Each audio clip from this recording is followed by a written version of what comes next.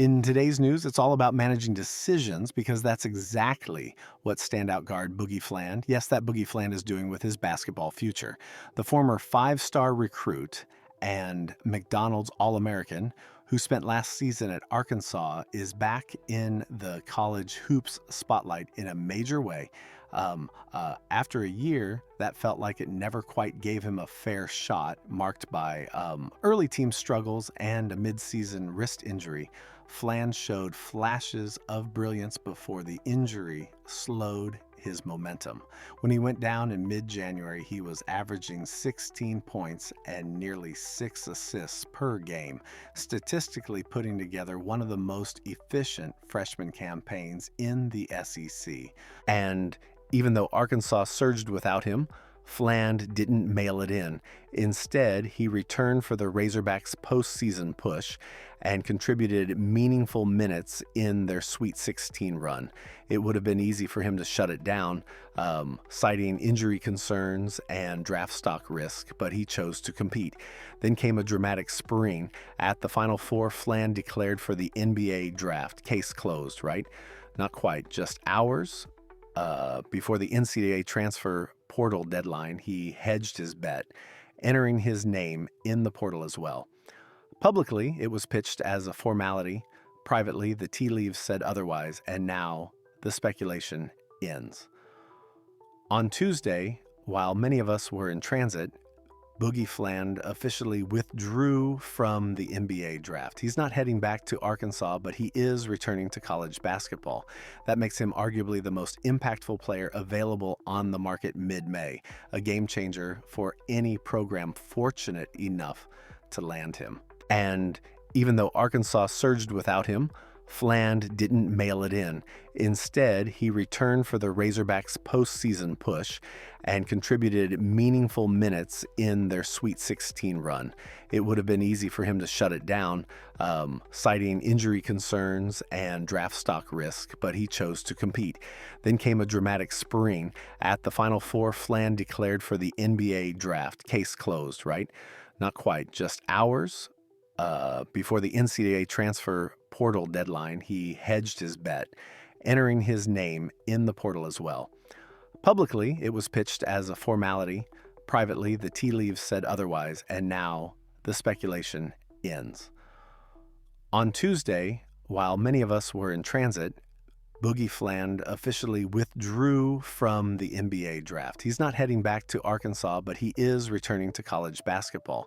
That makes him arguably the most impactful player available on the market mid-May, a game changer for any program fortunate enough to land him.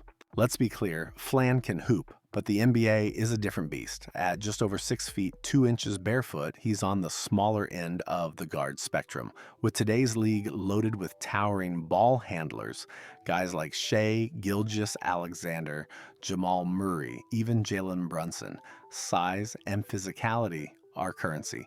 And while Fland has the skill, his frame and draft projection, likely second round, don't offer the long-term security top picks get.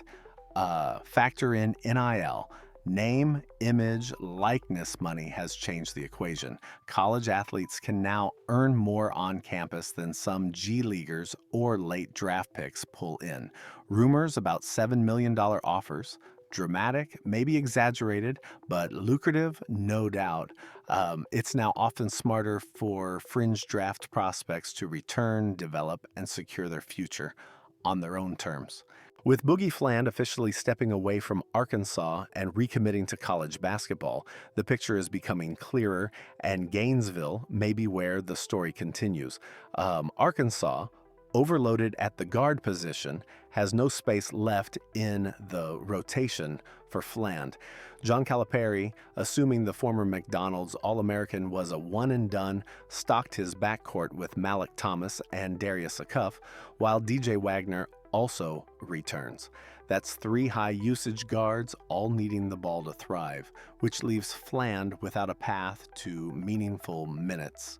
This is the high-wire act of high-level recruiting. You recruit elite freshmen assuming they're gone in a year, and when they return, the musical chairs are over. So where does Fland go now? All signs point toward Florida, and while wild rumors about 7 million NIL deals made headlines, don't buy the number, but do buy the fit. Head coach Todd Golden is coming off a national championship run, and he's made it clear he doesn't plan to slip quietly down the SEC standings. His Gators have lost backcourt anchors Walter Clayton Jr., Elijah Martin, and Will Richard. Princeton transfer Xavier Lee adds intrigue, but may not be ready to dominate in the SEC. Florida needs a proven playmaker, and Fland fits the bill. Desmond Claude was once considered a top target for the Gators, but has since pivoted elsewhere, narrowing Florida's options. And with the portal thinning out, a premium guard like Fland becomes even more valuable. Golden, now armed with postseason credibility and likely increased donor support, is positioned to make the move happen. The Boogie Fland sweepstakes may be approaching the finish line faster than many anticipated, and all eyes are now on Gainesville. After weeks of quiet maneuvering behind the scenes, it appears Florida head coach Todd Golden has rallied the financial backing needed to make a serious push for one of the top guards still on the board. And make no mistake, this recruitment didn't start when Fland re-entered the college market. Conversations have been ongoing with his camp, spearheaded by NBA veteran turned agent Mike Miller, mapping out potential landing spots well in advance. Yes, Miller has Florida roots, but this isn't a nostalgia move, it's strategic. Florida has a glaring hole in the backcourt, and Fland brings exactly what the Gators lack: elite shot creation, a seasoned feel for high-level basketball, and the ability to lead a team immediately. With Xavier Lee already in the fold and Desmond Claude trending away from Gainesville, the opportunity is there for Fland to take control of the offense from day one. Arkansas is at capacity. Kentucky is too crowded. St. John's, once in the mix, now fading out after landing key pieces elsewhere. If things break as expected, this may not take long. Don't be surprised if Boogie Fland dons orange and blue before the week is over. Florida's staff has been proactive, knowing full well that waiting around risks losing momentum. Ole Miss could make a late push if they miss out on Claude, but the Gators are in the driver's seat, and if they land Fland, expectations shift dramatically. From fringe top 25 to top 15, Florida becomes a legitimate SEC contender again. For Todd Golden and Gator Nation, this might just be the move that keeps the championship window wide open.